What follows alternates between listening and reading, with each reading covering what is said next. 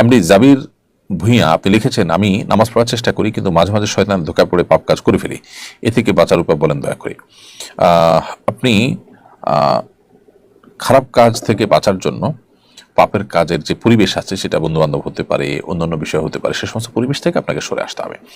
এসব পাপের পরিবেশ থেকে যদি আপনি সরে আসতে পারেন, গুনাহের পরিবেশ থেকে যদি আপনি দূরে সরেন, আশা করা যায় আল্লাহ তাআলা আপনাকে হেফাজত করবেন। অতএব নামাজ পড়ার পরও মাঝে মধ্যে পাপ হয়ে যাওয়াটা একেবারেই অস্বাভাবিক নয়, কিন্তু সেটা নিয়মিত হতে থাকা, তার জন্য কোনো বিহিত না করা, কোনো প্রকার মনোবেদনা না থাকা, এটা হলো দোষণীয়। তো এই জায়গাটাতে আমাদের সংশোধনী আনতে হবে। আমার এক নিকটাত্মীয়কে আমি স্বপ্ন দেখেছি, তিনি আমাকে একটা বিয়ের একটা বিষয়ের স্বপ্নে আদেশ করেছেন। এই আদেশ আমি পালন করতে বাধ্য কিনা।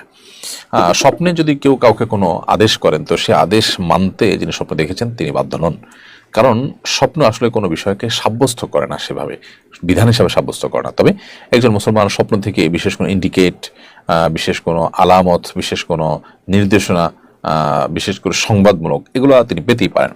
কিন্তু যদি বিধানমূলক বিষয়ে কেউ স্বপ্ন দেখেন যে কেউ কাউকে কোনো বিষয় আদেশ করেছেন, নিষেধ করেছেন, তাহলে তাদের আসলে কোনো আদেশ বা নিষেধের কোনো কিছু সাব্যস্ত হবে না। কোরআন হাদিসে যা নির্দেশিত তা ইমানদার কাছে নির্দেশ পালনীয়, আর কোরআন হাদিসে যা নিষিদ্ধ ইমানদার কাছে তা পরিত্যাজ্য। অতএব ইমানদার এই মূলনীতিটাকে যদি মেনটেন করে চলেন, তাহলেই আশা করছি যে স্বপ্ন থেকে নতুন কোনো নির্দেশনা পাওয়ার যে বিশ্বাস আমাদের সমাজে মানুষের মধ্যে আছে, সেটা দূর হয়ে যাবে। আমরা আল্লাহ আদেশ নিষেধকে মেনে চলবে, সেটা কেউ স্বপ্নে আমাকে বলুক বা না বলুক।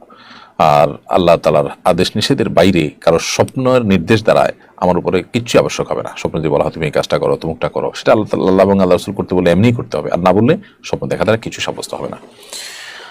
সম্প্রতি একটি খবর ভাইরাল হয়েছে, একজনের সমস্যা এক চোখে কিন্তু ডাক্তার অন্য চোখে অপারেশন করেছেন। এ ধরনের অসতর্কতার কথা প্রায়ই শোনা যায়। এবার ডাক্তারদের প্রতি কোনো নসিহত করবেন কি? আমাদের চিকিৎসক এবং চিকিৎসা সেবার সঙ্গে যারা জড়িত আছেন তাদের প্রতি বিনীত অনুরোধ থাকবে যে রোগীদের প্রতি আমরা সদয় হই, আন্তরিক হই, তাদের প্রতি একটু দয়া ও মায়া করি।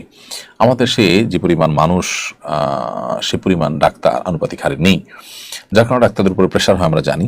এবং সাধারণ মানুষ, তারা এদেশে মানুষ নানা কারণে খুব বেশি সহজ সরল প্রকৃতি, তারা এমন কিছু কাজ করেন বলেন হয়তো বা যেটা ডাক্তারদের বিরক্তির কারণ হয়, কিন্তু তাই বলে ডাক্তাররা তাদেরকে অবজ্ঞা করলে তারা আল্লাহর কাছে জবাব দিয়ে তার মুখোমুখি হতে হবে। বিশেষ করে ডাক্তারদের যখন ফি দেওয়া হয় বা বেতন তারা পান রোগী দেখার বিনিময়ে, তখন তাদের কর্তব্য হয়ে যায় যথাযথভাবে রোগীদেরকে সার্ভিস দেওয়া। বিধায় এ ধরনের ভুল ভাল করলে তার দায়িত্ব নিতে ডাক্তারকে বাধ্য করা উচিত, বা সংশ্লিষ্ট ব্যক্তিকে বাধ্য করা উচিত যে তিনি একজনের একটা ভালো চোখ সেটাকে তিনি অপারেশন করে দিয়েছেন। কেন?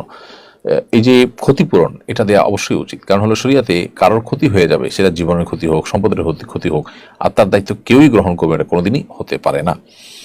তো সেই জন্য এখানে ক্ষতিপূরণ সিস্টেম থাকা দরকার। তাহলে আমার মনে হয় এই ধরনের অনাকাঙ্ক্ষিত ঘটনা ঘটবার যে প্রবণতা আছে আমাদের সমাজে, বা যে প্রচুর পরিমাণে দেখা যায়, সেটা বন্ধ হয়ে যাবে বা কমে যাবে ইনশাআল্লাহ তাআলা।